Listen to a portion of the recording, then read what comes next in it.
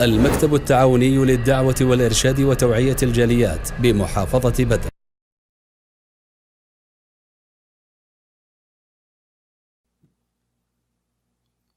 আলহামদুলিল্লাহ ওয়াসসালাতু ওয়াসসালামু আলা রাসূলিল্লাহ ওয়া আলা আলিহি ওয়া সাহবিহি ওয়া মান ওয়ালাহ ওয়া বা'দ। সুপ্রিয় বন্ধুগণ, সিয়াম সাধনা একটি মহান ইবাদত, একটি শ্রেষ্ঠ ইবাদত। আমরা সারা বছর অপেক্ষা করি যে রমজান মাস আসবে, এই রমজান মাসে শুধু আমরা সিয়াম সাধনা পালন করব বা সিয়াম সাধনা করব। এছাড়া যে নফল সিয়াম সাধনা রয়েছে এটি আমরা কখনো করি না, যদি আমরা কেউ জানি করি বা তার মাঝে অলসতা রয়েছে।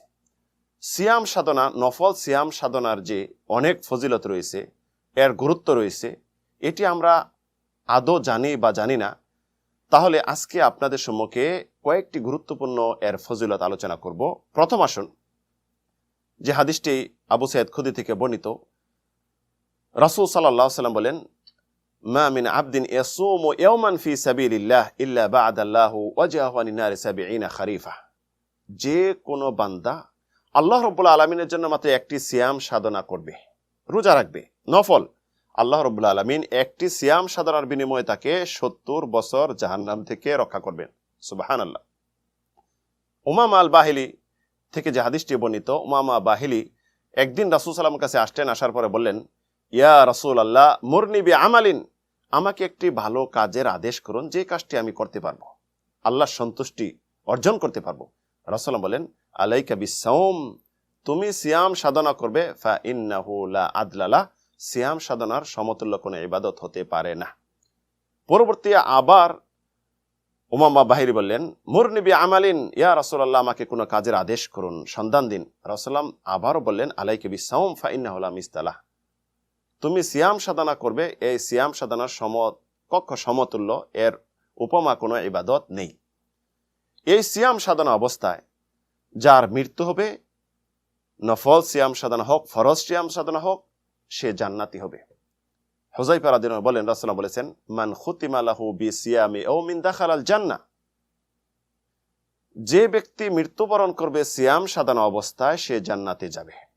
সিয়াম সাধনা অবস্থায় হোক অথবা ইফতার করার পরে, সারাদিন রোজা পালন করলো, ইফতার করার পরে যদি মৃত্যুবরণ হয়, সে জান্নাতি হবে। এই সিয়াম আল্লাহ রাব্বুল আলামিনের কাছে আপনি আমার জন্য, আপনার জন্য, আমার জন্য সুপারিশকারী হবে। আব্দুল্লাহ ইবনে আমর রাদিয়াল্লাহু থেকে বর্ণিত, রাসূল সাল্লাল্লাহু আলাইহি ওয়াসাল্লাম বলেন, আস-সিয়ামু ওয়াল কুরআনু ইয়াশফাআন লিল আবদি ইয়াওমাল কিয়ামাহ, কোরআন কারীম এবং সিয়াম সাধনা আল্লাহ রাব্বুল আলামিনের কাছে কিয়ামত দিন সুপারিশ করবে। সিয়াম বলবে, আয় রাব্বি মানাতুহু তুআম ওয়াশ শাহওয়াত ফাশাফিনি ফি, হে আল্লাহ, আমি এই বান্দাকে, তোমার বান্দাকে খানা পিনা এবং মনের সম্ভোগ, মনের চাহিদা থেকে বিরত রেখেছি, আল্লাহ আমার সুপারিশ কবুল করো। আর কোরআনে কারীম বলবে, আয় রব মানাতু নাওম বিল-লাইল, রাত্রিতে সে জাগ্রত হয়ে আমাকে তেলাওয়াত করছে। আল্লাহ রাব্বুল আলামিন তখন কি করবেন? ফাইশফাআন, তাদের এই দুটি সুপারিশ কবুল করবেন। শেষ পর্যন্ত সিয়াম সাধনা এবং কোরআন কারীম সুপারিশ করে আপনাকে আমাকে জান্নাতে নিয়ে যাবে। সুবহানাল্লাহ। এই সিয়াম সাধনা যত ফজিলত রয়েছে, যদি বলি এই ফজিলতে যথেষ্ট, আল্লাহ রাব্বুল আলামিন প্রত্যেকটি নেকি এবং সওয়াবের একটি সীমা বা একটি পরিমাণ নির্ধারণ করেছেন, তবে সিয়াম সাধনার কোনো পরিমাণ নির্ধারণ করেননি।